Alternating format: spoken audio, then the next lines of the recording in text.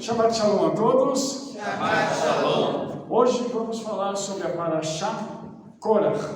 E, como de costume, vamos começar lá pela Brit Hadashah. E eu gostaria de estabelecer desde já um tema para essa Parashá, porque como ela começa pela Brit Hadashah, existe algo aqui que é muito interessante e é muito importante. Eu gostaria de mostrar para vocês que lá em Atos 5, a partir do verso 1, tem uma história de um casal chamado Ananias e Safira. E a ênfase dessa história está ligado a quê? Mentira. Muito bem. Então, a Brit Hadashah vai mostrar para a gente as consequências da mentira. E aí, como eu já fiz um vídeo sobre isso, eu não quero me delongar, mas eu gostaria de mostrar algo para os irmãos que eu acho que é muito pertinente. Qual é o fruto da mentira? Morte. A morte. Muito bem. Então, todas as vezes que alguém pratica a mentira, essa pessoa começa a entrar num ciclo de morte.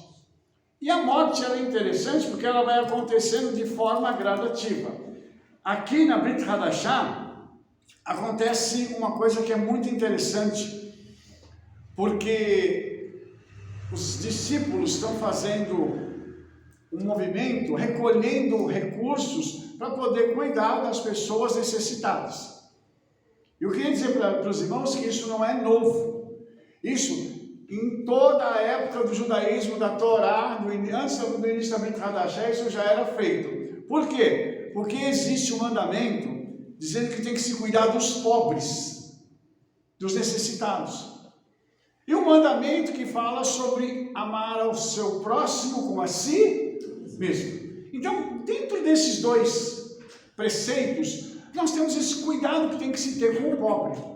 E aí, o que eles estão fazendo? Eles estão recolhendo alguns recursos para poder ajudar essas pessoas. E aí, irmãos, tinha gente vendendo propriedade e entregando recurso. Ananias e Safira fizeram a mesma coisa. Só que na hora de entregar o recurso, eles tiraram uma parte do recurso e guardaram para eles. E a outra parte eles entregaram. Só que na hora de comentar isso com os discípulos, tá? Ananias, ele vai e diz assim, não, eu vendi, e esse é o produto da venda. Na realidade, aquilo não era verdade. Ele estava ali com uma parte do produto da venda e não com o produto total. Quando ele mente, nosso querido Kefa, né, que é o Pedro, né? Ele chega e diz assim, por que encheu Satanás o teu coração para mentires ao Espírito Santo? Eu não sei se você prestou atenção na frase, mas ele estava querendo dizer que quem estava ali diante dele não era só um homem, mas o próprio Espírito Santo.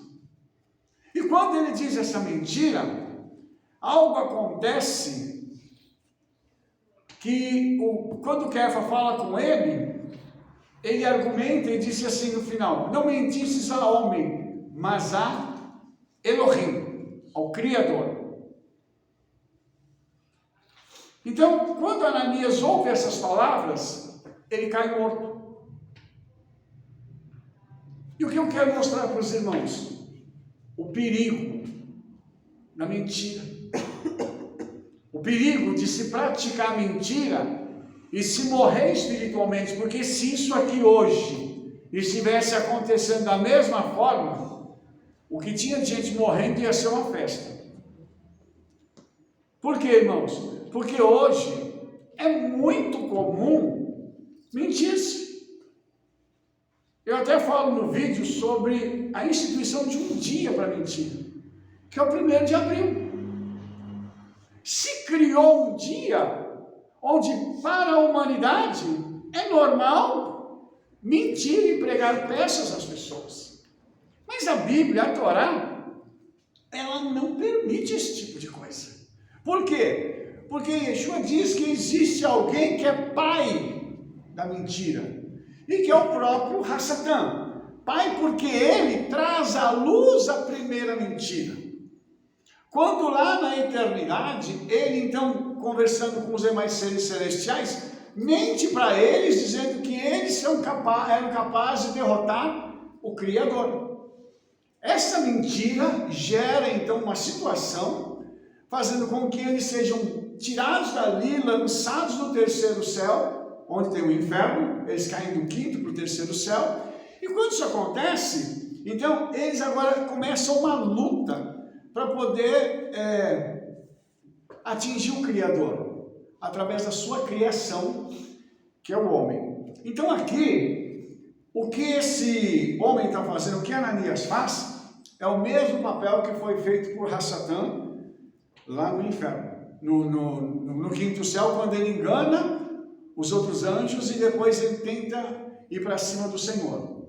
E é interessante que Ananias tem uma esposa chamada Safira. O nome é até bonito, né? Uma pedra preciosa e tal. A gente fala assim, uau, que lindo, né? Só que a mulher vai no mesmo caminho dele. E ela mente assim como ele mentiu. Olha que interessante, irmãos. Às vezes o casal não tem unidade para fazer uma coisa boa. Mas para mentir eles tiveram unidade. Que coisa! Horrível, né? É horrível esse tipo de situação do casal ter unidade para mentir, para um acobertar o outro. Então, a palavra que os discípulos deram foi o seguinte, ó, esses homens aqui levaram o teu marido, vão te levar também. E a mulher cai morta. Deve ter sido uma surpresa muito grande quando Ananias chegou no inferno, logo depois chegou Safira. Fazendo uma piadinha aqui, né? Acho que eles disseram assim, até aqui nós estamos juntos, né? Misericórdia. Uma piada horrível, né? Mas porém é verdadeira. Então, baseado nisso, irmãos, eu quero mostrar a vocês como uma mentira, ela tem um poder destruidor tão grande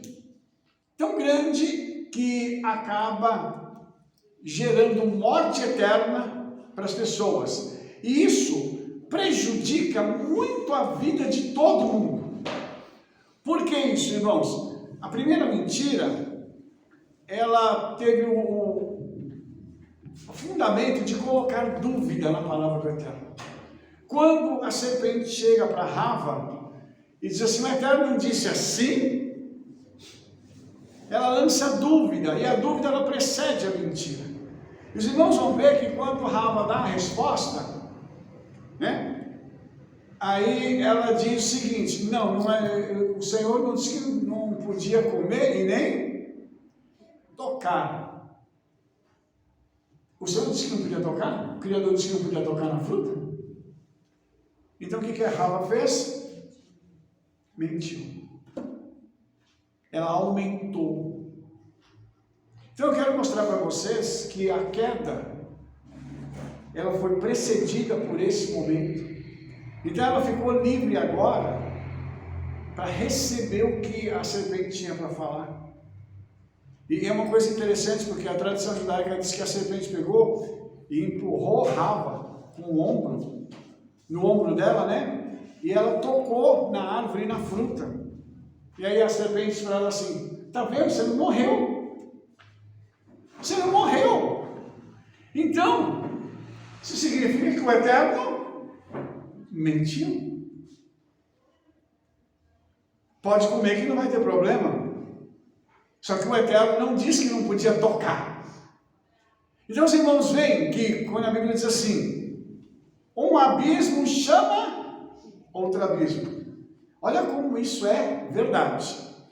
Então, essas situações todas, somadas, elas mostram para a gente que quando alguém abre a boca para falar uma mentira, para a pessoa sustentar aquilo, ela precisa sustentar com outra mentira. E para sustentar aquela outra mentira, tem que ter mais uma mentira. Vai haver um encadeamento de mentira. Para se gerar, então, a morte. Então a morte vai ficar cada vez mais intensa e visível e perceptível através da mentira. Até aqui os irmãos entenderam isso?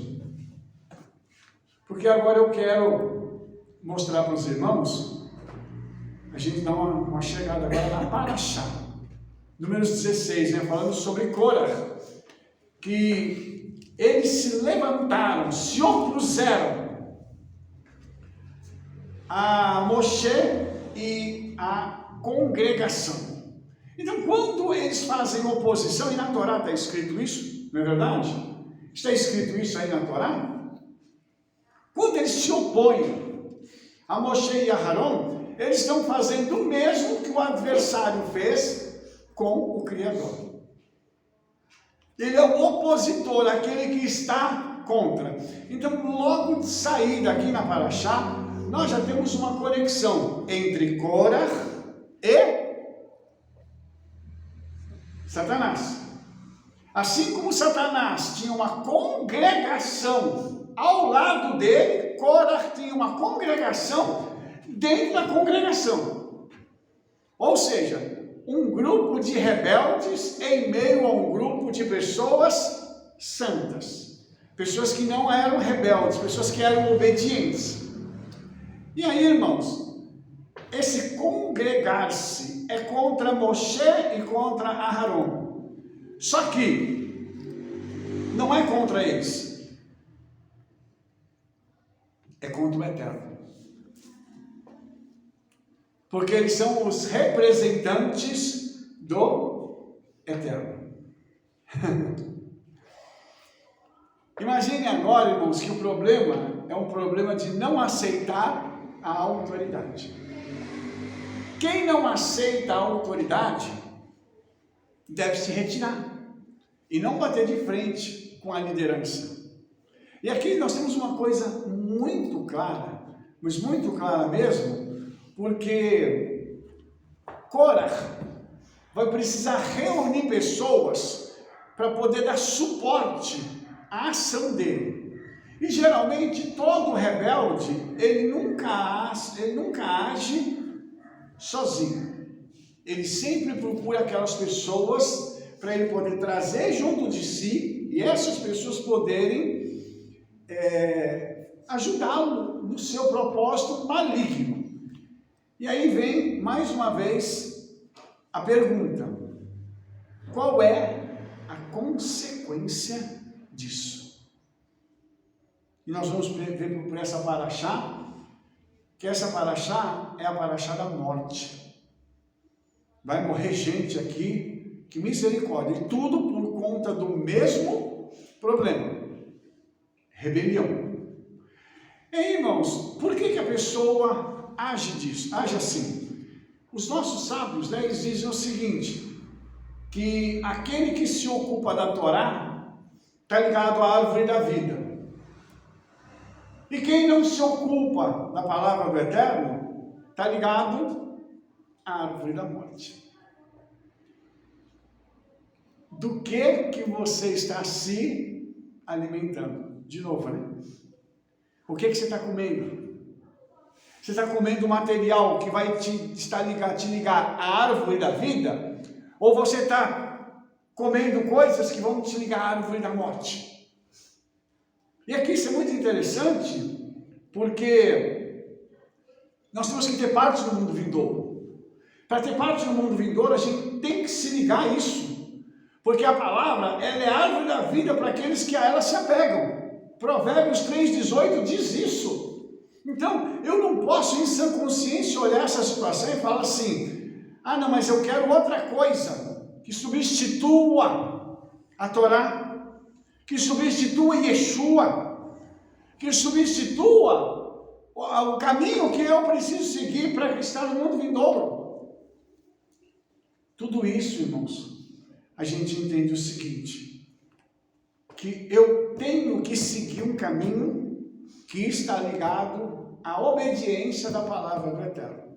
E isso vem através dos líderes. Ao líder é dada uma condição, e você vai perceber que o Senhor chama Moshe, ele briga com o Senhor, ele discute, briga é uma forma de dizer, ele discute com o Senhor dizendo, eu não quero, ele reclama que o Senhor está chamando ele, porque ele não quer ir, porque ele é pesado de língua, e nós vimos agora há pouco no estudo que ele fala que ele é incircunciso de língua, e aí Arão entra como seu suporte, então Arão vai receber algo que Moshe devia ter.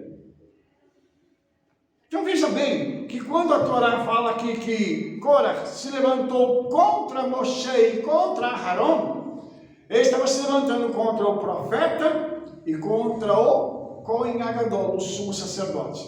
Os dois que estavam liderando a nação. E isso, irmãos, mostra para a gente mais uma coisa. Que quando alguém se levanta contra uma liderança, essa pessoa se levanta contra o profeta. Por quê? Porque o profeta, ele tem a função de corrigir. Então, quando o profeta vem com uma profecia, não é como hoje, você vai ganhar um carro, ou você tem uma casa te esperando em tal lugar, porque tem muitas bênçãos para você. O profeta vinha, era para dar direcionamento, e quando precisava, correção. Por isso que o profeta era mal visto. O que os irmãos acham? Que o povo, qual é o conceito que eles tinham de Moshe? Moshe era profeta. E muitas vezes Moshe não concordava com as coisas que estavam acontecendo. Então Moshe trazia correção. E muitos do povo não gostavam de ser corrigidos. Aliás, quem é que gosta de ser corrigido? Só o sábio. O tolo não gosta de correção. O sábio olha e fala assim, obrigado porque você me corrigiu. O tolo diz assim, você não tem nada a ver com a minha vida. É típico isso também, né? É interessante isso também, a gente parar para ver isso aqui. E uma coisa interessante, irmãos, é que nós sabemos que Arão era uma pessoa que buscava a paz. E Arão sempre teve essa virtude de trabalhar pela paz de todo mundo. E Arão nunca fez mal para ninguém. E a questão é o seguinte, por que Arão estava sendo agora alvo? Alguém sabe? Ele era o sumo sacerdote. Porque ele era o Cohen Agadol, o sumo sacerdote. Não é ele, é a posição que ele ocupa. Ele tinha uma posição que Corá desejava. Desejava por quê? Porque Corá se sentia superior a ele. E aí tem um aspecto da arrogância. Tem um aspecto da pessoa se achar melhor do que todos os outros. Falta de humildade. Quando você e eu lemos a Torá, a gente vai descobrir uma coisa assim muito interessante. Corá participava de um evento que era o fato dele carregar a arca. Todos lembram disso? Sim. Mas os irmãos se lembram que Corá não carregava a arca? Era a arca que carregava Corá e os outros três? Vamos então falar, pela cara dos irmãos, vocês não lembram disso. Os sacerdotes, os levitas, eles quando iam carregar a arca, eles tinham que carregar a arca de frente para ela. Eles não podiam virar as costas para a arca. Então ficava uma pessoa de um lado, uma pessoa do outro, de frente para a arca. Do lado de lá, tinha que vir mais duas pessoas de frente para a arca. Ou seja, um dos dois lados ia ter que andar de costas. Mas o Midrash diz que isso não acontecia, que quando a arca dizia-se agora, nós vamos partir, a arca levantava e os conduzia. Rabino, a arca levitava? Sim, a arca levitava. E aí vem aquela coisa, uau! E Corá participava disso? Sim. A cada momento que a arca tinha que sair, Corá e mais 3 homens que estavam carregando a arca participavam disso. Aí vem uma pergunta minha para os irmãos. Vocês acham que participar de um milagre, porque isso é um milagre, deste nível, é pouco? O que os irmãos acham de uma coisa dessa? Na minha opinião, é algo assim fantástico. Eu imagino que quando a arca foi feita, foi confeccionada, e a primeira vez que a arca partiu, quando o Moshe falou para eles, não se preocupem que a arca vai levar vocês. Eu acredito que eles não imaginaram que isso ia acontecer. E eles devem ter tomado um susto bom. E se surpreender que a arca os levantava, eles devem ter tido uma coisa assim maravilhosa. Por ter uma surpresa de partilhar uma experiência espiritual tão elevada. Mas parece que isso eles foram se acostumando. Esse Corá não queria só isso. Corá queria algo mais. Então ele achava que aquela experiência espiritual para ele era pouco. E ele queria algo mais. E aí vem a arrogância de Corá achar o seguinte: eu quero o cargo que é de Aharon, porque eu me considero mais importante do que ele, mais capacitado do que ele. E aí, irmãos, mais uma vez a gente vai ver uma coisa acontecendo. Dentro do coração do homem há uma cobiça. E olha, a cobiça não é por dinheiro, a cobiça não é por mulher, a cobiça não é por coisa nenhuma, a não ser por poder. Existem pessoas que só cobiçam poder. E nós sabemos disso. A pessoa faz de tudo para poder estar numa situação de poder, ela ter autoridade. Então, há uma questão que a gente precisa começar a se perguntar. Por que ele teve essa postura? Uma das respostas possíveis é que ele era, no Egito, um dos tesoureiros de Faraó. E quando eles saíram do Egito, ele roubou, ele saqueou uma boa parte do tesouro de Faraó. E ele era uma pessoa extremamente rica, no deserto já. Então você imagina que ele, com toda essa riqueza, já se considerava alguém importante, porque ele tinha sido tesoureiro do Faraó. Por que ele tinha que ser menos do que Aharon? Veja bem, Aharon tinha sido chamado para algo espiritual.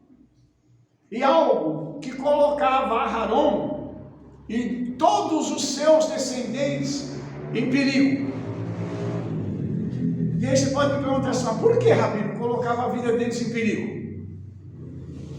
Porque todas as vezes que eles tinham que entrar no Santo dos Santos, se eles não estivessem em santidade máxima, eles morreriam.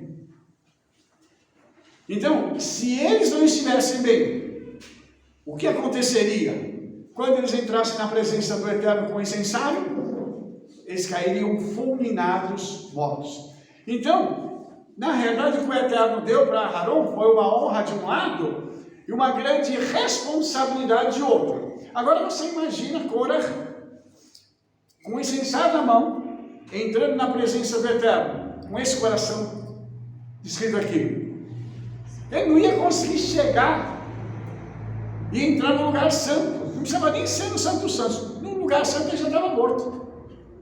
Mas ele se achava em condições, ele achou que o coração dele era perfeito para poder fazer isso. A mesma coisa aconteceu com Hassatã. Ele achou que com a postura dele, nada de mal ia acontecer com ele. Irmãos, nós temos que estar felizes com o ministério que nós recebemos. Porque o chamado de cada um está ligado também a responsabilidade que essa pessoa tem para exercer o ministério. E aí, irmãos, é muito interessante porque O argumento de Cora, ele é um argumento interessante, sabe? Porque quando Cora vai para a presença de Moshe, a Torá diz que ele estava com homens de renome. E essa palavra é muito interessante porque em hebraico está escrito assim, homens de Hashem, do nome. Por isso eles tinham renome. E aí a gente vê o seguinte, esses homens, antes de se corromperem, eram homens separados pelo próprio Criador. E aqui se corromperam. Porque eles foram tentados por algo que Cora disse que os convenceu a poderem ser rebeldes. Trocaram a lealdade ao Eterno pela rebeldia ao homem. Eu queria que você parasse para pensar nisso que eu vou te falar agora. Pessoas hoje no mundo inteiro estão trocando sua lealdade ao Senhor pela rebelião, através da palavra de outras pessoas que não têm condições de andar diante do Senhor, e por isso são rebeldes. O rebelde hoje, ele busca plateia. O rebelde hoje, ele busca uma condição, ele quer aparecer de alguma forma, então ele busca discípulos para poder, através da rebeldia dele, conquistar pessoas. Foi o que Cora fez. E agora você imagine 250 pessoas importantes dentro do arraial, porque Cora era uma pessoa rica, uma pessoa que tinha influência.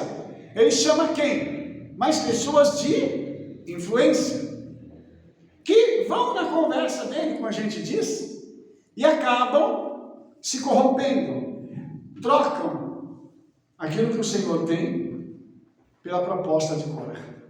Foi o que Satã fez com os outros anjos que se tornaram depois demônios. Trocou a habitação do quinto céu pelo inferno.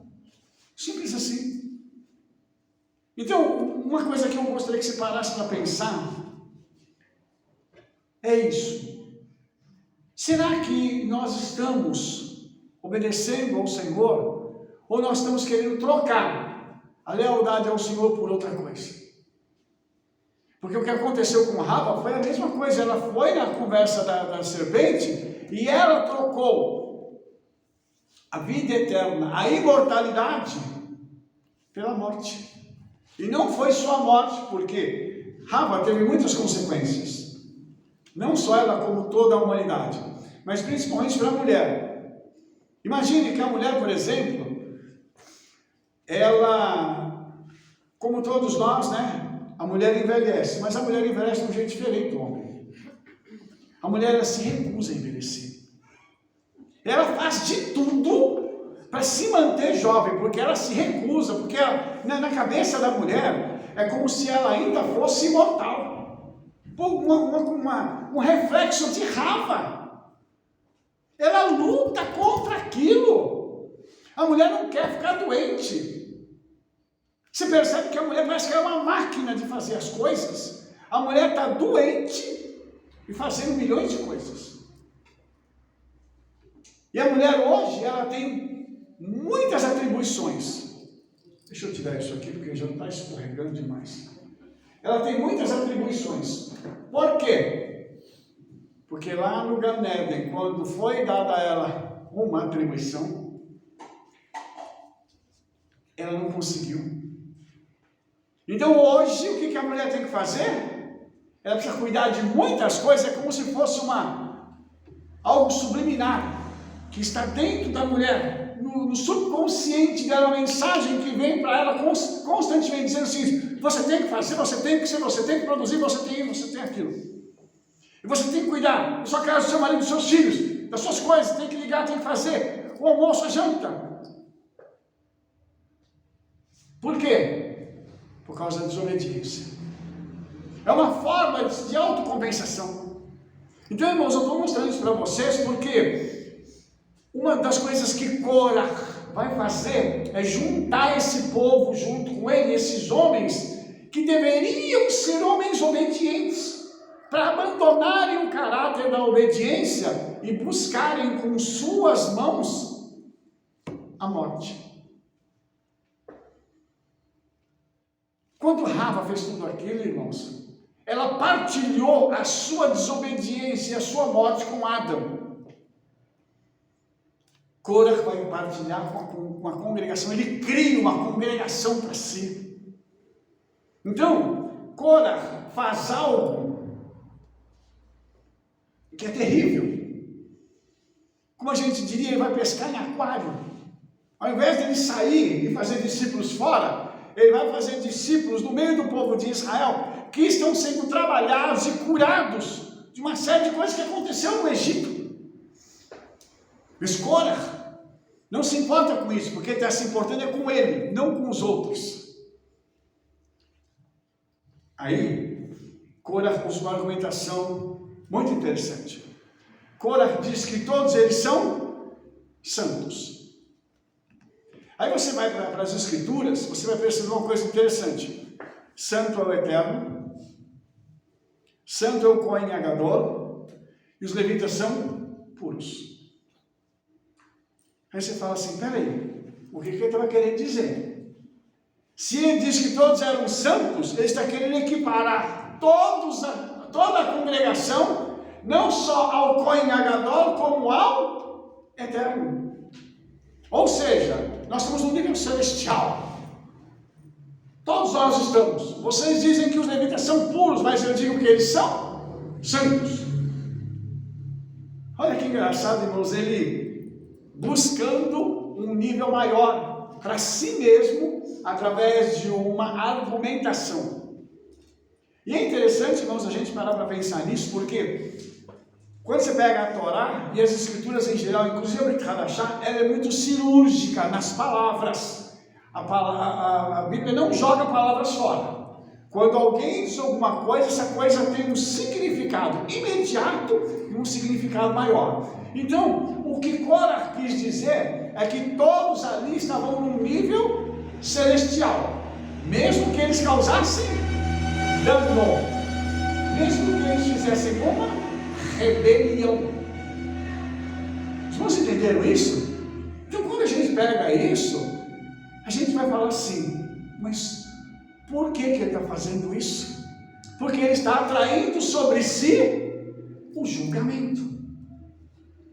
Quando a pessoa se coloca numa posição que não é dela, ela está buscando algo que não lhe pertence, o que também configura roubo. E aí nós temos aqui, irmãos, esta questão que é terrível e que deixa a gente preocupado. Cora agora está comprometido em se levantar, em buscar o lugar de Aharon. E o argumento dele: por que vocês se elevam contra a congregação do Senhor? Quer dizer, ele está dizendo o seguinte: Moshe não foi chamado, Aharon não foi chamado pelo Eterno, eles se auto-intitularam líderes da nação. Todos os milagres que aconteceram no Egito, as pragas, os irmãos devem se lembrar que as primeiras pragas foram feitas por quem? Quem que operacionalizou as primeiras pragas? Aharon. E depois Moshe. Por quê? Porque a autoridade de Aharon precisava ser estabelecida. Quer dizer, eles não estão levando em consideração nada disso. Eles não estão levando em consideração a história desses dois homens para que eles fossem libertos. Nada disso é levado em consideração. Então, mais uma vez, irmãos, nós vamos ver o seguinte: eles são agitadores, são instigadores profissionais e demagogos. E quem que é o demagogo? É o camarada que fala uma coisa querendo dizer outra. E esse tipo de pessoa, irmãos, eles buscam a anarquia, confusão. Para quê? Porque quando tem confusão, eles se aproveitam desse tipo de situação. Então nós temos aqui todas essas situações que estão mostrando para a gente o caráter desse homem. E uma das coisas que a gente precisa se guardar é sobre essa questão de caráter. Irmãos, nós precisamos que o nosso caráter seja tratado. A Torá, ela vem para tratar caráter. Ela vem para mudar o nosso homem interior. Mas para isso acontecer, nós temos que ser confrontados. E olhe só a sabedoria de Moshe. Moshe diz assim, ok, vocês querem fazer isso? Então vamos fazer o seguinte, vamos fazer uma apresentação diante do Eterno? Vamos deixar ele decidir?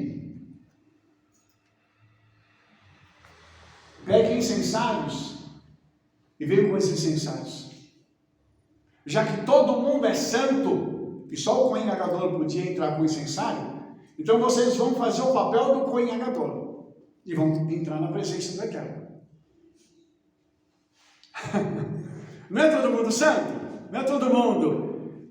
Eu posso ser o sumo sacerdote? Então vocês façam os incensários com o material que vocês quiserem e peguem o incenso, não o que nós fazemos aqui, para poder trazer diante do Eterno. Vocês pegam o incenso que vocês vão fabricar lá, para poder entrar na presença do Senhor. Então, mais uma vez, nós temos aqui um teste que é dado a eles em níveis. Por quê? Porque eles estão agora se preparando para se apresentar diante daquele que é a vida.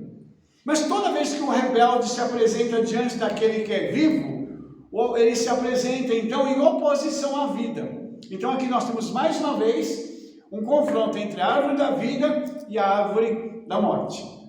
A mesma coisa que aconteceu no Éden vai acontecer aqui. E aí, irmãos, você fala assim, vamos fazer isso amanhã. Com que objetivo? Alguém pode me dizer qual é o objetivo? Por favor, no microfone. Pegue o microfone e fale em nome de Yeshua. Eles se arrependiam de um dia para o outro e mudasse de opinião ali, né? Deixa eu fazer oportunidade para eles. Sim, deixa eu fazer uma pergunta para você. Você acha que uma pessoa arrogante se arrepende de alguma coisa? Isso é uma boa pergunta, irmãos. Porque nós estamos falando de uma personalidade. Nós estamos falando de alguém que tem uma personalidade. Por exemplo, você acha que Satanás se arrepende de tudo que ele fez? Não. Por quê? Ele não vai dar o braço a torcer. Por conta da personalidade dele. Então você vai perceber que Cora e os 250, eles estão imbuídos dessa mesma personalidade satânica que leva eles a ter esse tipo de situação. Irmão, só uma pessoa humilde se arrepende. Por quê? Porque o humilde fala assim, eu pequei, eu errei, misericórdia, pisei na bola. Senhor, me perdoa. E chego para a pessoa contra quem eu pequei, peço perdão. Quando Moshe fala assim, amanhã, Moshe está dando a oportunidade deles colocarem a cabeça no travesseiro, como a gente diz, e falarem assim, puxa vida, eu estou fazendo besteira. Eu não posso fazer isso, misericórdia. Eu estou me levantando contra o sumo sacerdote. E aí vem a pergunta, quantos se arrependeram? Nenhum. O grau de endemoniamento deles era tão grande que nenhum dos 250, nem Coré, Datã e Abirão se arrependeram. Ou teve alguém que arrependeu? Que eram 4, né? Só um É. aqui. e On. On, na realidade, foi convencido pela mulher. A mulher de On fez o quê? Chamou ele e falou assim: meu filho, vem cá.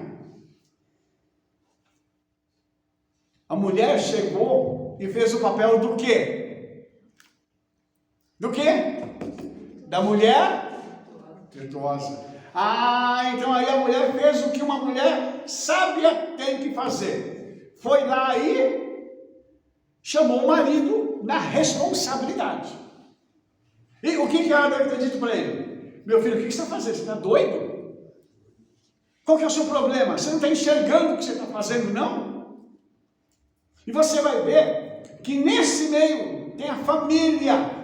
Na família de Cora, os seus filhos não compactuam com aquilo que o pai deles estava fazendo. Por quê? Porque depois nós temos os salmos dos filhos de Cora, inclusive falando sobre essa tragédia. E aí, olha que interessante, temos duas coisas diferentes. Uma mulher que enxergou o que o marido não enxerga. Não é regra o que eu vou falar, mas de vez em quando a mulher ela enxerga umas coisas que a gente não enxerga. Então, marido, dê ouvidos à sua esposa. Amém. Meu pai, eu vou falar uma coisa para você que está me ouvindo aqui, está me acompanhando. O amém foi terrível. Foi que sabe aquele amém assim? Amém. Morrendo de medo de falar aqui. Ô louco. Porque tem hora, irmãos, que a mulher enxerga. A mulher, ela tem, não é sexto sentido, não. Ela tem sétimo, oitavo, nono, décimo sentido. A mulher tem hora que ela fala assim, uau! Ela olha as coisas e fala assim, não faz isso, que isso aqui vai ser terrível para você. E ela está certa. Lógico que no caso de Rava, ela errou e nós estamos pagando hoje até isso. Eu acredito que até a mulher tem esse monte de sentidos a mais que o homem, para poder ver se agora ela ajuda a gente, né? Porque misericórdia. Ô louco! Porque a mulher, ela olha, ela fala assim, não faz isso, vamos fazer de outro jeito, que vai dar certo. E muitas vezes, dá certo. Porque a mulher tem aquele negócio. Mas eu acho, isso é minha opinião, não está escrito em lugar nenhum, na minha opinião, uma compensação que o Espírito Santo deu para a mulher, porque falou assim, minha filha, depois do que você fez lá, ajuda agora do lado de cá, né? Vê se colabora, coopera aqui, né, minha filha? Voltando um pouquinho para as mulheres, Provérbios fala que a mulher sábia, ela edifica o lar e a tola derruba, né? Destrói. Aqui foram envolvidas duas mulheres também, que a mulher de Cora, ela que também começou a rebelião dentro de casa. Ela ajudou, né? Ela ajudou e o marido foi influenciado por ela, porque ela falava assim, que ridículo, Moshe mandou vocês rasparem todo o pelo, tá horrível. Para que colocar essas franjas na roupa? Tá ridículo isso. Então ela começou a zombar e ele foi entrando na dela. Verdade, né? Isso não tá legal, né? Para que eu preciso disso, né? Achando que foi Moshe que estava dando as ordens, né? Ao mesmo tempo que ela derrubou a casa, a mulher de On levanta a casa, não deixa ele morrer, porque ela solta os cabelos e não podia ninguém ver, né? E vai para frente da porta da tenda e os homens não quiseram chegar para chamar ele. Falou, opa, não posso entrar, né? E ela não deixou os homens entrarem, né? Para chamar o marido para esse tipo de grupo, né? Então, assim, a importância da mulher, que tanto ela pode influenciar para o bem, como para o mal também. Aí cabe o nosso discernimento, a nossa sabedoria, de saber o que a gente pode aconselhar para um homem, né? Porque ele é influenciado, querendo ou não, o homem é influenciado, sim, pelas mulheres e acaba cedendo, né? De tanto você falar no ouvido, acaba cedendo. E é o que aconteceu com Cora e toda a congregação, né? Irmãos, acabamos de ouvir o resumo da história da humanidade. O homem é influenciado pela mulher. O homem sempre tem a última palavra. Sim, amor, claro, amor, tudo bem, amor. A palavra final é nossa. Foi de Adão. Irmãos, mas nós estamos brincando aqui, mas é uma coisa séria, irmãos. O que uma mulher é capaz de fazer com um homem, entendeu? Ou ela joga o homem nas alturas, ou joga na lama. E isso é fato. E é interessante a mulher, porque ela tem uns negócios interessantes. Quando ela gosta daquilo que o homem faz, ela aprova. A mulher costuma fazer o quê? Elogiar. Nossa, você fez um negócio assim bacana, puxa, mantém, continua porque tá nessa direção aí, tá bom. Mas quando ela não gosta, ela fala até a 7ª geração. E reclama, e diz, né? E assim, é tudo igual. Né? Eu tive no dentista, né, para resolver uma questão, e conversando com o dentista, ele estava falando que a esposa dele é assim, quando é para fazer alguma coisa, ele fala, amor, eu vou fazer, né? E ela vai falar assim, já fez? Conseguiu fazer? Daqui a pouco, dá mais uma voltinha, e aí? Você levou isso? Né? Aí ele fala assim, mas não passaram 6 meses ainda, calma. Que o prazo que a gente dá para resolver alguma coisa é 6 meses, né? Depois de 6 meses a gente faz uma prorrogação. Misericórdia, né, Bebeto? Mas a mulher ela é assim. Então, ela tem esse poder de convencimento. Mas também ele falou o seguinte, que um dia deu 5 minutos dele e ele foi resolveu tudo. Ela falou, nossa, parabéns. Então, a mulher sábia, ela tem esse poder de convencimento. Por isso, tá? Os santos que vão estar na eternidade, eles são chamados de a noiva. Por que usa o caráter feminino? Porque eles, de certa forma, convencem, a noiva convence o seu noivo a vir buscá-la. Com oração, com jejum, com obediência. Isso é muito interessante, mas tem um aspecto assim, espiritual muito elevado sobre isso. E aqui, como a Rebete disse, tem esses dois lados, de 2 mulheres, que vão fazer com que os seus maridos, um permaneça vivo e outro vá para o inferno junto com ela. E uma coisa interessante, meu, só vou adiantar a paraxá para me voltar, que essa paraxá tem um negócio tão inédito nela, que nunca na história da humanidade se ouviu falar que pessoas desceram vivas ao inferno. Esse é o único caso. Quando a terra vai se abrir por conta de uma palavra profética de Moshe, a Cora, sua família, fora os filhos, obviamente, eles vão descer, ele e a mulher, vivos ao inferno. O Midrash diz que enquanto eles estavam caindo e sendo tragados pela terra, Cora grita e diz assim, Moshe é um homem de Deus e o Eterno reina. Muito tarde para admitir esse tipo de coisa. Então, irmãos, o que eu quero dizer com isso? Que a gente precisa vigiar a boca, o lashon hará. Olha só o que eles semearam na vida destas pessoas. Eu estou falando de Cora e a sua mulher, a família. Eles começaram um processo de rebelião que eles envolveram, mas 250 homens, 250 famílias ficaram órfãos. E 250 mulheres ficaram viúvas, porque os homens morreram. Depois que Corá morre, sai um fogo e mata os 250. Aí se pergunta assim, o Eterno está brincando? Mas você vai ver que logo depois eles vão fazer a mesma coisa de novo. Irmão, será que a gente não aprende? Será que a gente erra e não aprende? Gente, o que está acontecendo? O espírito de demônio que estava com Cora e os 250 afrontando Moshe, afrontando a liderança, está vivo hoje. Hoje líderes são afrontados.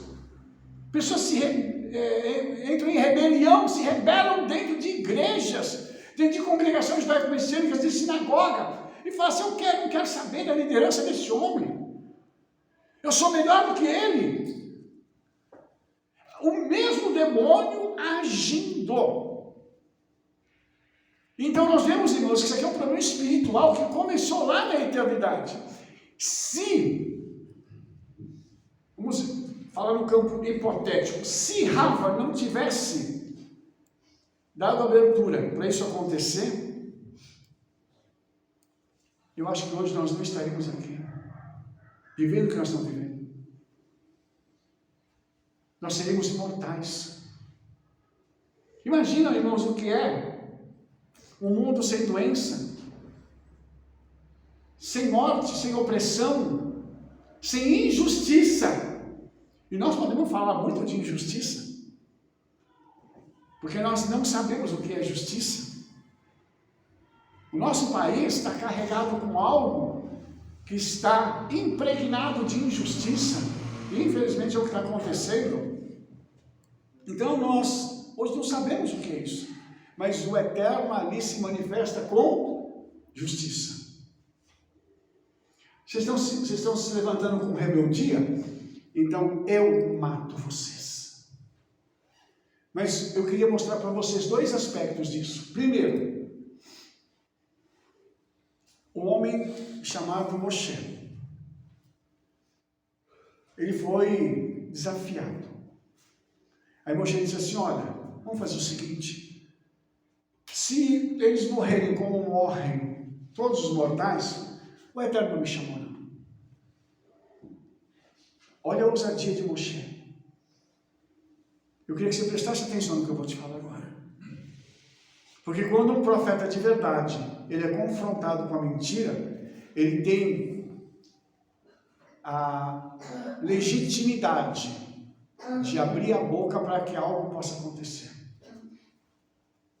E aí Moshe disse assim, mas se acontecer uma coisa nova, e a terra abre sua boca, e eles foram tragados vivos, então o Eterno me chamou. Ele acabou de falar, irmãos, a terra se abre. Então, pare para pensar no poder da palavra profética. O poder que existe na boca de uma pessoa quando abre a boca para declarar algo. Nós falamos sobre isso agora mais cedo.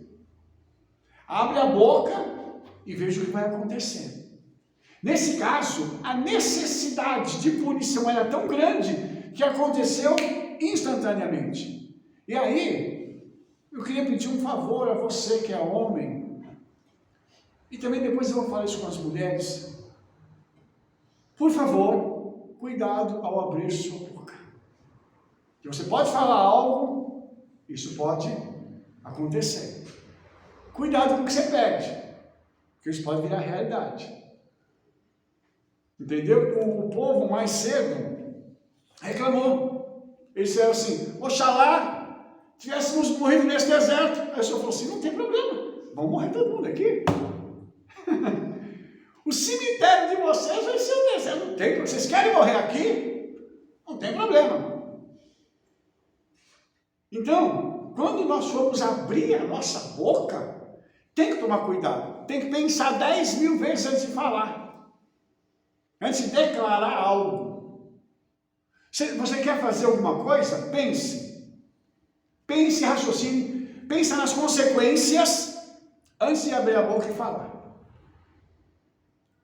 Por quê? Porque nós precisamos compreender que a hora que a gente abre a boca, nós começamos a gerar algo no mundo espiritual. Nós criamos no mundo espiritual até que isso venha e se materialize no mundo físico. Você está preparado para aquilo que você está pedindo? Você está pronto para receber? Se você está pronto, abre a boca e cria. Se você não está pronto, peça ao Senhor para te aprontar primeiro, para te preparar primeiro, para você poder abrir a boca e a coisa materializar diante dos seus olhos. Aconteceu com Moshe. Ele abriu a boca e ocorreu. E aí, mais uma vez, irmãos, a gente precisa olhar para o profeta. O profeta verdadeiro, quando ele abre a boca, para considerar o que essa pessoa está dizendo, seja homem ou seja mulher. Pare para considerar. Nós temos que julgar a profecia. O profeta vai errar, fica tranquilo, porque todo homem erra. Os que escreveram, deixaram para nós as mensagens da Bíblia não erraram, mas hoje a gente vai ver gente errando. E quando errar, não considere aquela pessoa como inútil, ele é só um ser humano. O líder vai errar? Vai errar, mas ele é um ser humano, não vai jogar ele fora por causa disso. Aqui Arão e Moisés, sem errar, eles já queriam substituir. Eu não estou feliz com eles. Eu estou de birra com Moisés. Moisés não olhou para mim, não me cumprimentou quando eu passei por ele no deserto, no acampamento. Estou bravo com Moisés.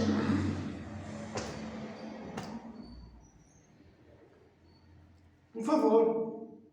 Então a gente tem que parar para considerar, porque nós estamos falando de algo que aqui envolve o céu e envolve os demônios. Onde eu quero chegar? Tinha uma nuvem sobre eles, uma coluna de fogo. A manifestação celestial estava acontecendo ali de forma contínua. Vocês concordam comigo ou não? Se a manifestação celestial estava acontecendo, o que os demônios podiam fazer? Eles queriam entrar para quebrar esta unidade. Quebrou a unidade, entra a morte. É o que vai acontecer aqui. Gente famosa lá agora vai se levantar contra Moisés. Então não é qualquer um que está levantando, é gente da família. Você sabia que Cora é da família de Moisés? Primo. Não é um primo, mas é primo. Imagina. Levantou, é parente. Eu posso falar com ele de qualquer jeito. Você lembra como é que tudo isso aqui começou? É outra pessoa da família. Começou lá atrás com Miriam, criticando a esposa de Moisés. Aí eu não gostei dela, não gostei daquela mulher. Eu vou comentar com Aharon. Aí o senhor ouviu, falou: opa, está falando do meu filho? Como assim?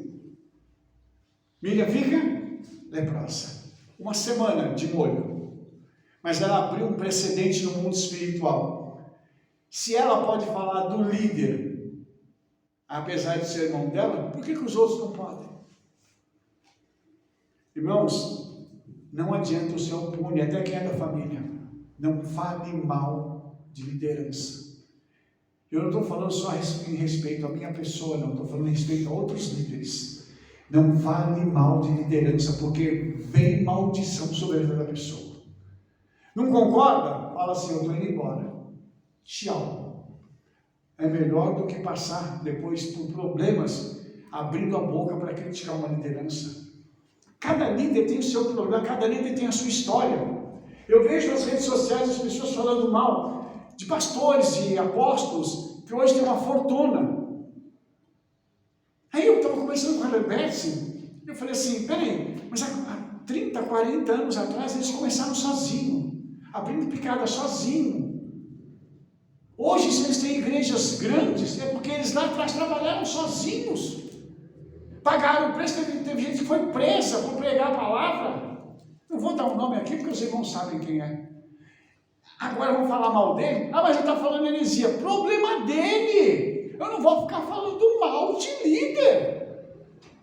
Vocês vão entender isso, porque a Paraxá está mostrando para a gente que é ruim falar de líder. Então, irmãos, essa é uma questão que eu quero, inclusive, trazer isso para o campo psicológico. Se a gente está bem, irmãos, psicologicamente falando,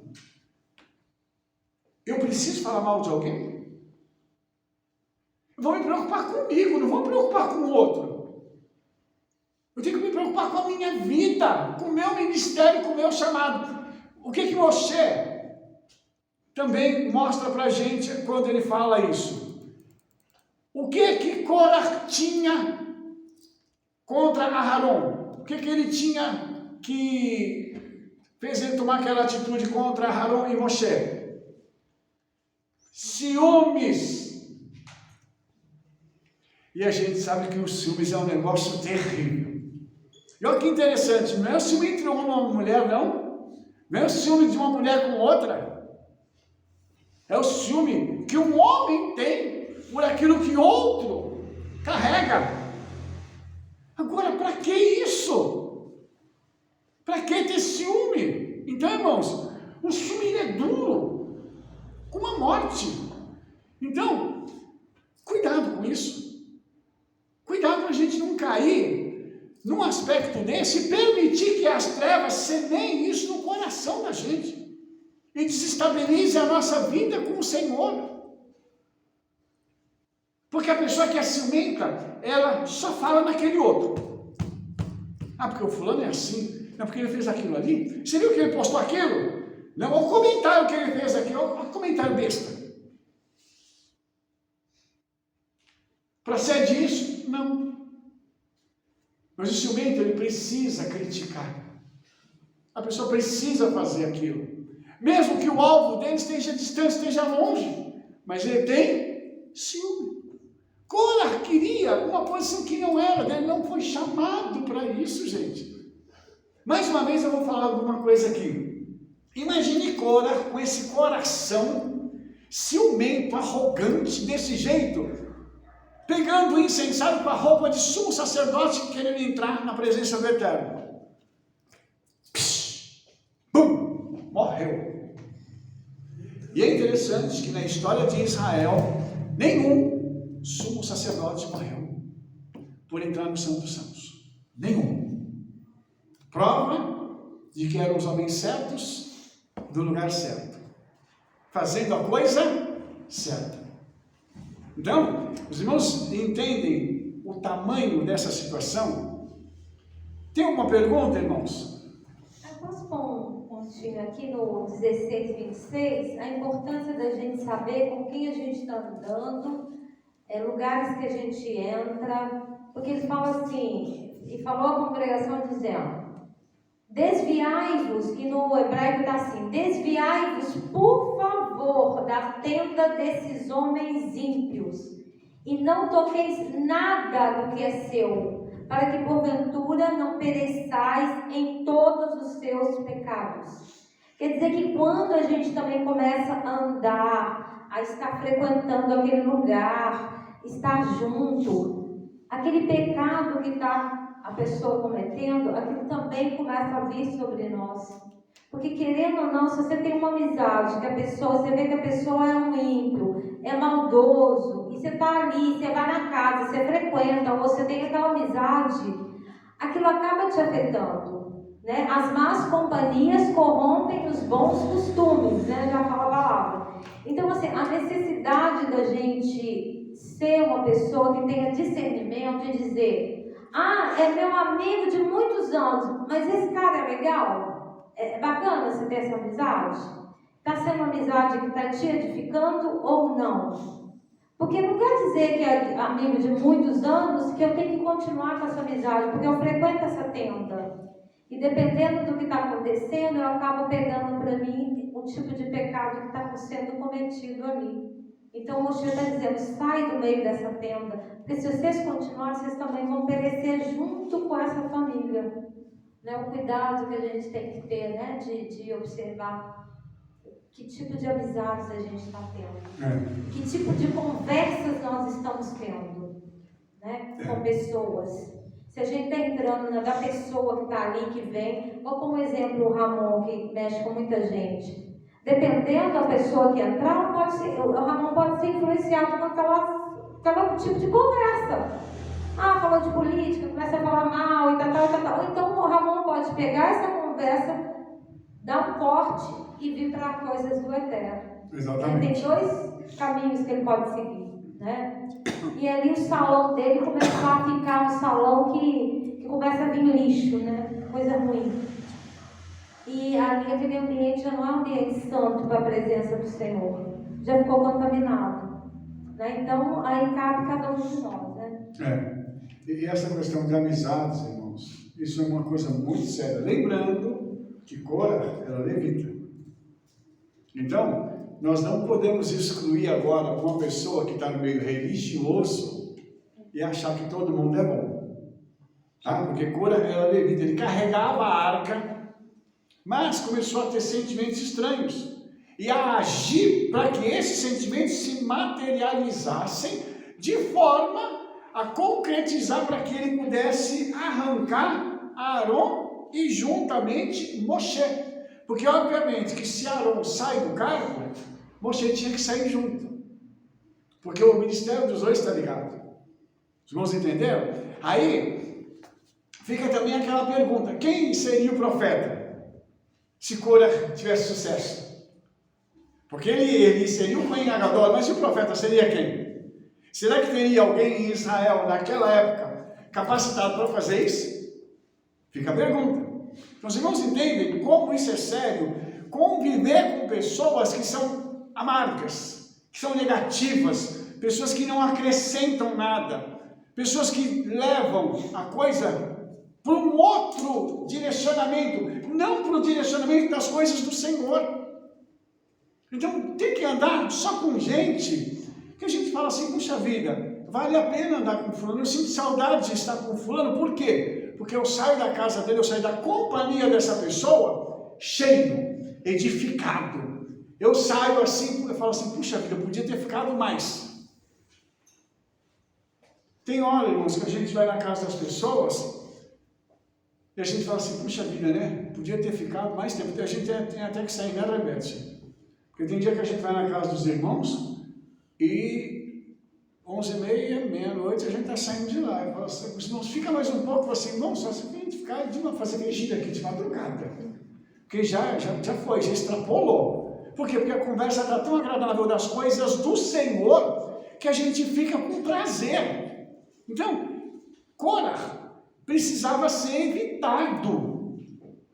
E olha que para o primo dele falar uma coisa dessa é uma coisa séria. Isso é um problema de família. Então, tem um lado da família que vai seguir as coisas do Senhor. Invariavelmente vai ter um outro lado da família que não vai querer tanto. E vai acabar desviando para o outro lado. Então, por favor, pensem nisso. Pensem naquilo que a gente precisa fazer para caminhar diante do Senhor e para se preservar. Entendeu? Para se preservar. Tem alguma outra pergunta? Porque eu quero mostrar uma outra coisa para vocês agora. Está lá em Números 16, do 41 até 50, são muitos versículos. Eu quero só falar do que aconteceu.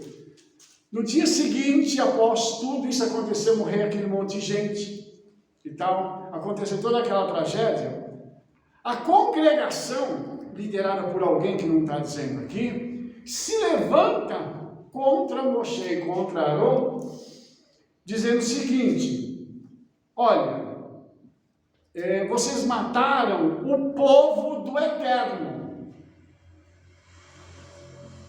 Que?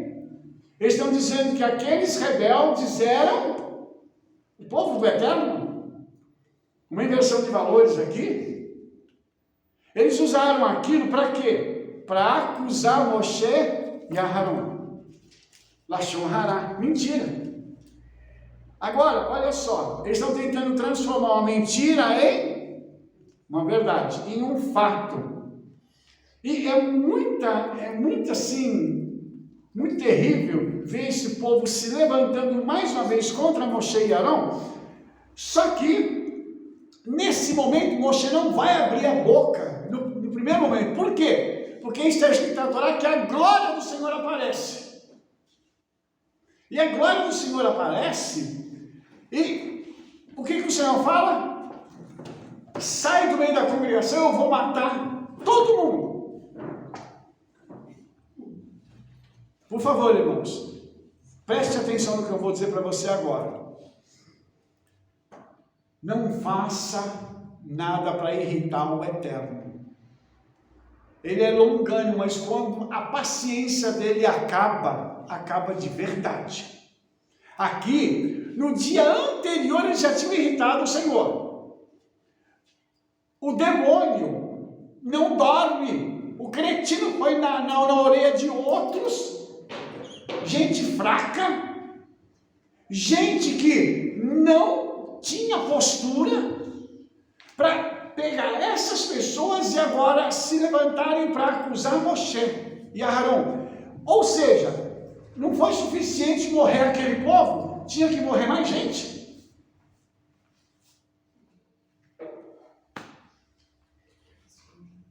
A Rebelde tem uma frase que ela fala que é assim, que a pessoa pega a luta com a mão. Isso significa que a pessoa vai lá e pede para acontecer aquele problema. Esse povo fez isso, e quando Moshe e Arão se prostram sobre seus rostos, Moshe olha e fala assim: Arão, pega o incensário, tira do meio da congregação, do meio do tabernáculo, está dentro do tabernáculo, tira de lá, e vai depressa à congregação e faz expiação por eles. Você sabe que isso era proibido, né? Você sabe que ele não podia sair com o incensário para fora. Tinha que ficar no tabernáculo. Ele pega o incensário debaixo da orientação de Moshe e fala: sai. Por quê? A praga já começou. Eles não tiveram tempo de interceder.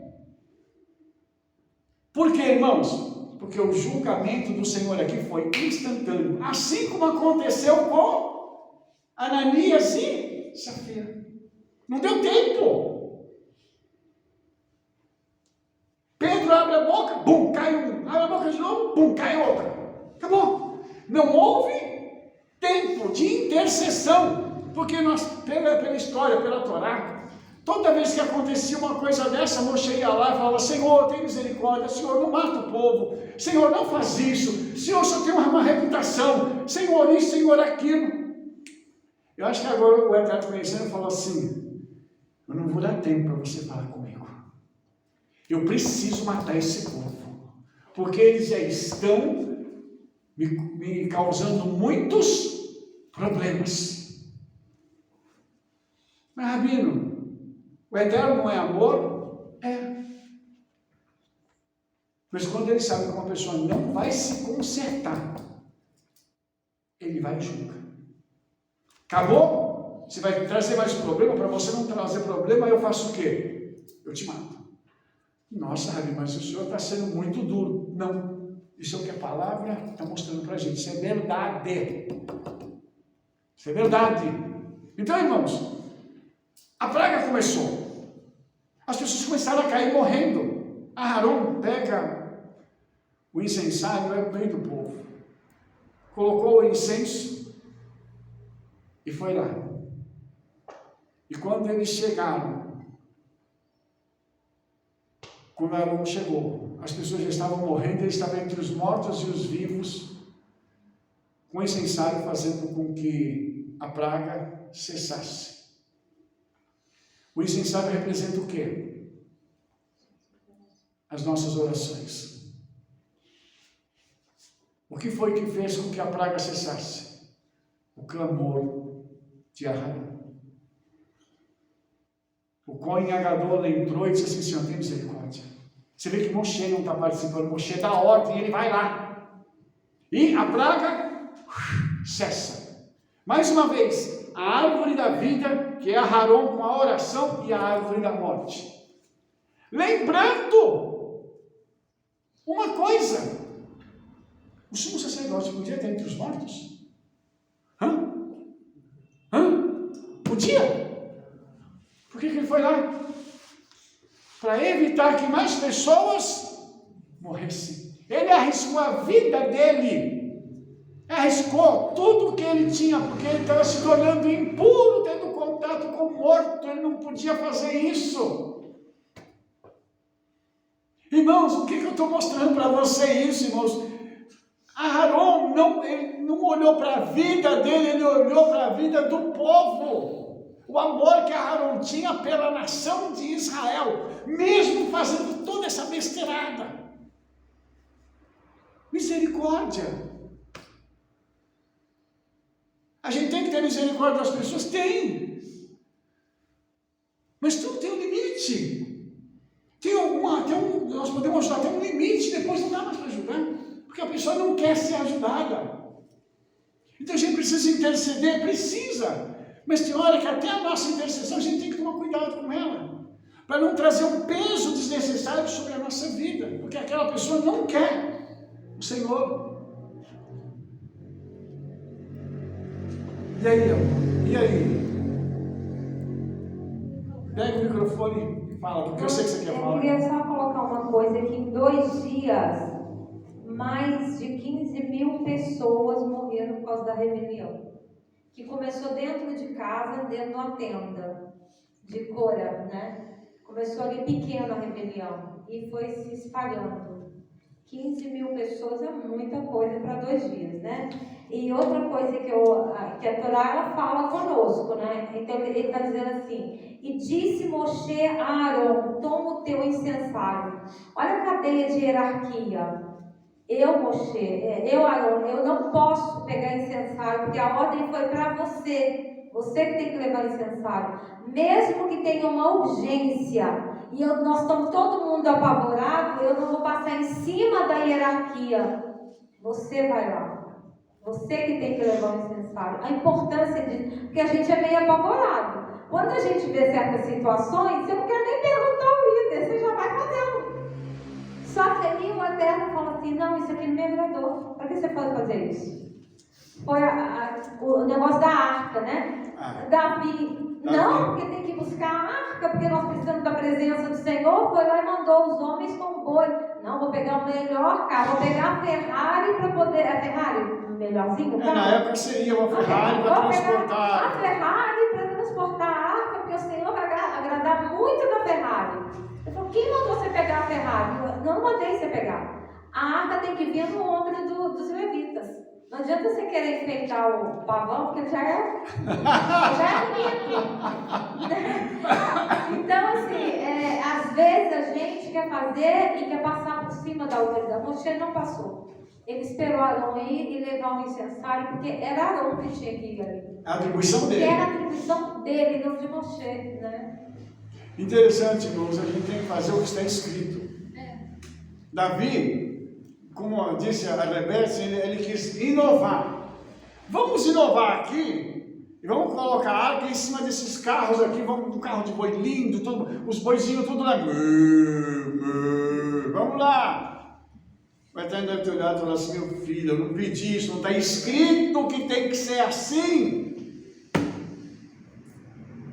Por que você está fazendo isso? Aí quando a arca foi cair, Uzá foi colocar a mão, morreu.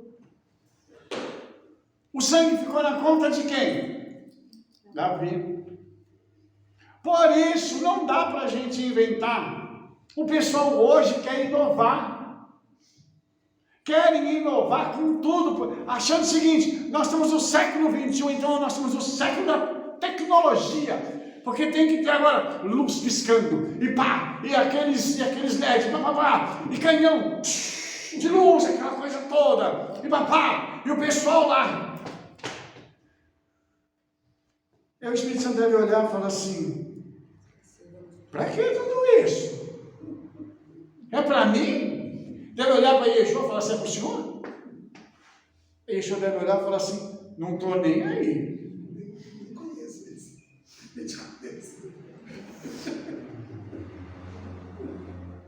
É para o senhor cair muito menos para mim, né? Aí tem Bali Gospel. Ué. Agora tem os Arraial Gospel. Carnaval de Jesus. É o Carnaval Gospel. Irmãos, eu, assim, com todo o respeito que eu estou tendo, mas essas inovações só estão produzindo gente sem estrutura. Só gente sem estrutura. Aí você vê um monte de problema, por quê? Porque a pessoa chega e fala assim: ai, porque fulano, ele falou comigo de um jeito diferente. Vou embora. Família, vamos todo mundo embora porque o fulano... Quantos anos você tem? 7 anos? 8 anos? É criancinha? Vem cá, bebezinho. Por favor, irmãos. Na congregação, aqui uma coisa que eu digo para vocês é que nós estamos treinando guerreiros, não criança. Se você quiser continuar no jardim de infância, eu te digo outro lugar para ir. Aqui não. Aqui não é lugar de jardim de infância, não. Aqui o pau vai comer mesmo. E aqui as coisas vão acontecer. Aqui pega o bicho, é por cima mesmo. E a gente sai para cima. Por quê? Porque o Senhor colocou a gente aqui para a gente poder crescer, para a gente poder aprender, e para a gente entender que quando tem umas coisas dessas acontecendo na Torá e na Brit Hadashah, servem de exemplo para que eu não faça igual.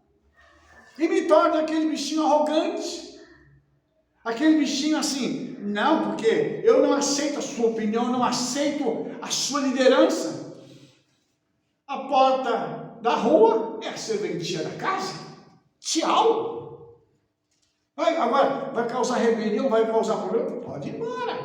Então, irmãos, todas essas coisas aqui é por contestar a autoridade de alguém. E o próximo bloco aqui, o próximo bloco está aqui em Números 17. O que tem? As varas, quando eles contestam a autoridade de Aharon. Pega as varas das tribos. Vocês não acreditam que ele foi chamado? Não tem problema, vamos pegar as varas. Então, nós vamos colocar as varas perante o Eterno. E aí, tem uma coisa interessante do Midrash, que diz que eles colocaram as varas no meio. A vara de Aharon ficou lá entre aquelas que estavam no meio. Por quê? Para não dizer assim, naquela ponta ali estava mais fresco. Então ela floresceu porque ela estava aqui, ou na outra ponta ali estava também fresquinho. Então fica no meio. Mas não tem problema, ninguém vai falar nada. E Moshe coloca as varas lá. Irmãos, que vara é essa? É um pedaço de pau. Seco.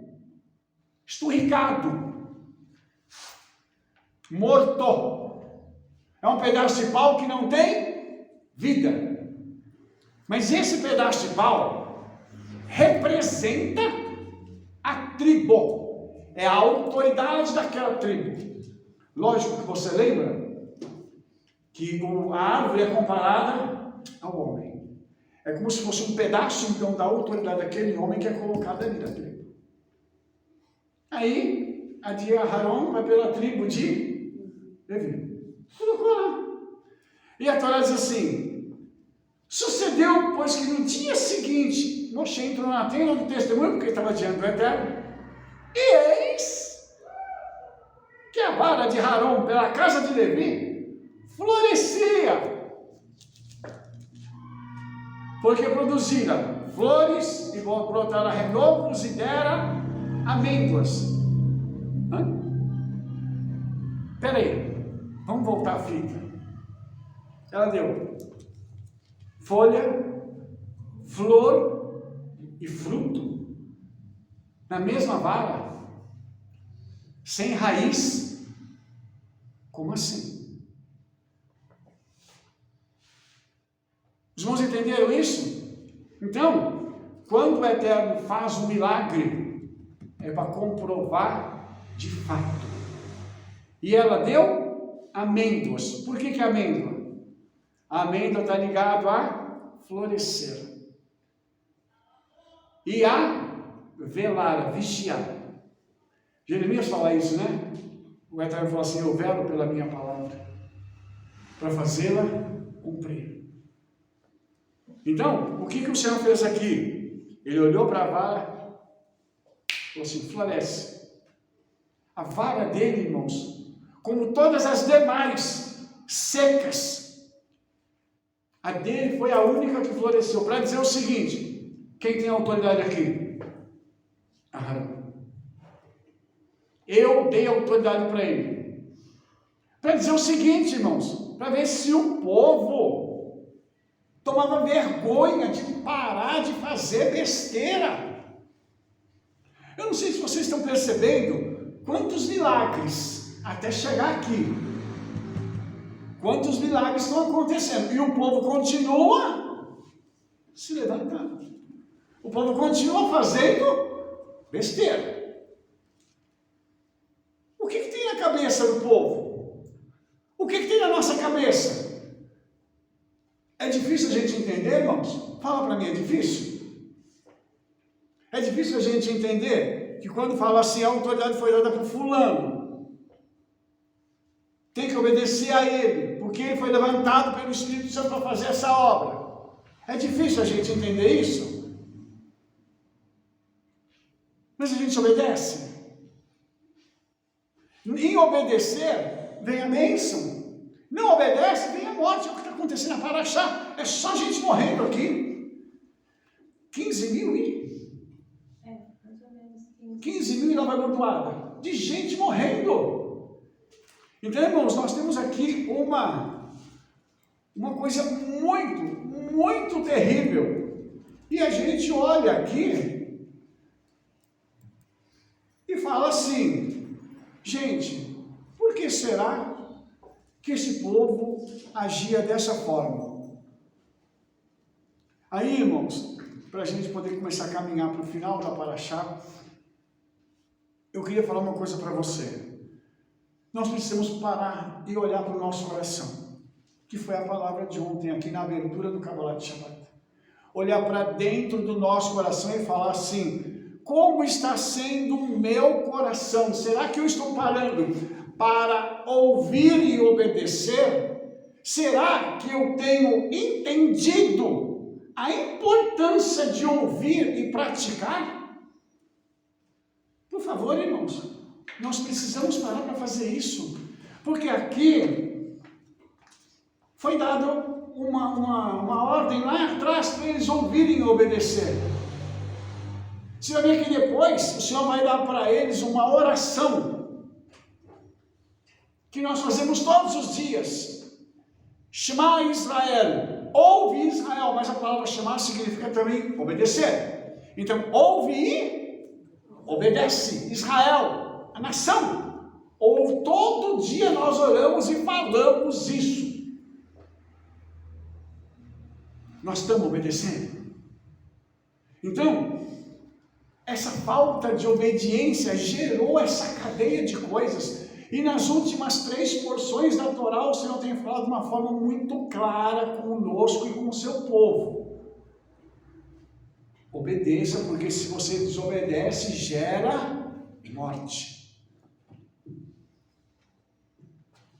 E aí, irmãos, nós estamos aqui nessa situação, porque quando você vai para o capítulo 18, está escrito que Arão e os seus filhos vão levar a iniquidade do santuário e levar a iniquidade do sacerdócio. Eles vão levar o peso disso sobre eles. O líder carrega o peso sobre si. Você sabe o que vai acontecer quando a gente chegar na eternidade? Eu falo, nós que somos líderes. E o Senhor vai olhar e falar assim, aí as ovelhas que eu te dei, você tomou conta? O que você fez com eles? Você se importava com eles? Você orava por eles? Quando precisou, você afagou? Quando precisou, você deu? Coscorão nele? Porque de vez em quando precisa, né?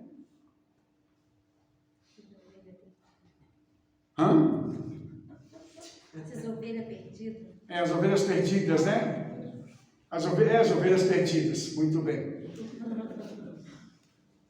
Nós vamos ser cobrados, irmãos, pela sua vida. O Senhor está dizendo isso aqui, ó.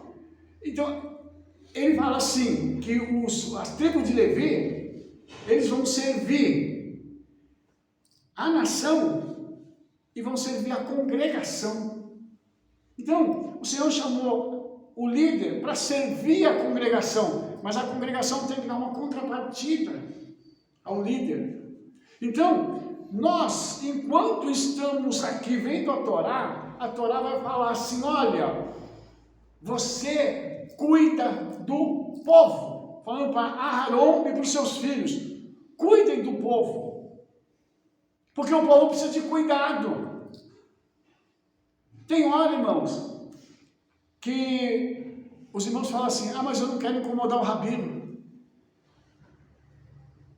Mas não é não, se você tem necessidade, manda uma mensagem, ligue, se não tem como fazer isso, faz sinal de fumaça.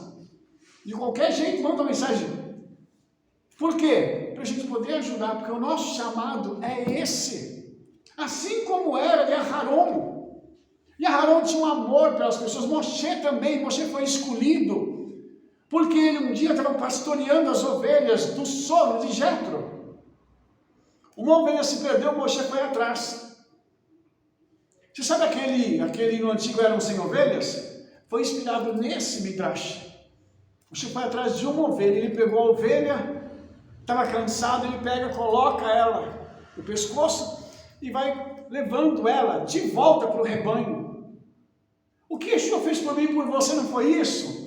Ele não tem feito isso todos os dias com a gente? O que a gente faz não é te dar conselho, te ajudar a falar assim, vem, esteja conosco aqui, não fique longe do rebanho. Por quê? Porque quando as ovelhas estão juntas no rebanho, uma protege a outra. Aharon tinha essa atribuição, tanto que ele conversava com todo mundo, ele dava acesso a todo mundo. Aharon era importante, mas ele era acessível. Aharon não era uma superestrela. No tabernáculo não tinha sala VIP. No tabernáculo não tinha um lugar escolhido para dizer assim, olha, esse aqui só pode entrar quem tem dinheiro. Não tinha isso, irmãos. Então nós temos hoje uma atribuição de cuidar, porque o sacerdócio é para isso. Quem é chamado para o ministério tem que entender que a gente é chamado para servir. A gente não é chamado para outra coisa, nós somos chamados para fazer o serviço da casa do Senhor e servir os irmãos. Em contrapartida, se você pegar o final da Parashá, ele vai dizer que os dízimos são entregues para os levitas e para os sacerdotes, para cuidar deles. Então o povo também tem que ter uma contrapartida, para cuidar dos líderes. Porque os líderes, eles abrem mão da sua própria vida, para poder cuidar das coisas do Senhor. Eu já falei isso para os irmãos, eu tinha um sonho. Eu queria ser engenheiro nuclear.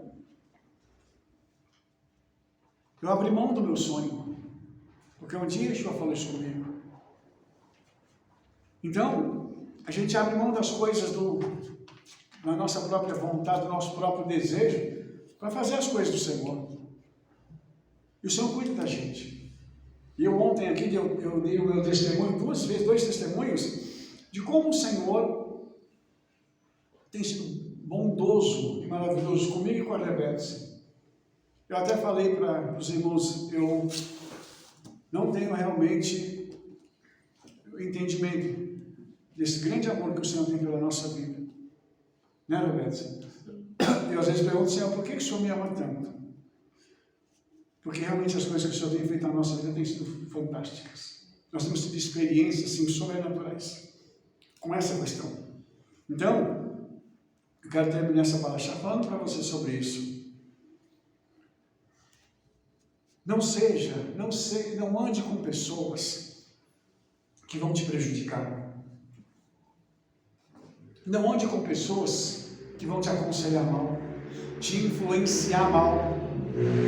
Afaste-se destas pessoas. Fala assim, eu não quero andar com você. Por quê? Você não é meu amigo? Sou. Mas para isso não. Eu escolho, eu tenho que fazer uma escolha. Com quem que eu vou andar? Eu vou andar com aquelas pessoas que podem me trazer bênção. A tradição judaica diz assim, arrume para você um rabino, estou parafraseando, óbvio, né? Para quê? Para você poder ser instruído. Eu estou aqui para poder ajudar vocês. E para poder servir junto com vocês. Para nós alcançarmos aquilo que Yeshua tem para nós, de forma individual e de forma coletiva. Então não abra mão de você andar com gente espiritual, que vai te elevar espiritualmente. Gente que tem aquele fogo do Espírito Santo ardendo dentro do seu coração. Não abra mão disso. Não abre mão de ser uma pessoa que ainda quer cumprir, que ainda quer obedecer, que ainda quer orar, que ainda quer jejuar, que ainda quer fazer as coisas do Senhor. Não abre mão disso não. Porque tudo isso foi dado a gente como mandamento. Essa é a palavra que eu quero deixar para vocês hoje, em nome de Yeshua. E você que me acompanhou até agora, por favor, muito obrigado pela sua audiência. Faça perguntas, deixe o seu comentário aí, porque nós vamos nos ver na próxima paraxá. Não esqueça de compartilhar esse vídeo com o máximo de pessoas que você conhece. Nos vemos no nosso próximo vídeo. Shalom, shalom, shavuot tov, toda rabá.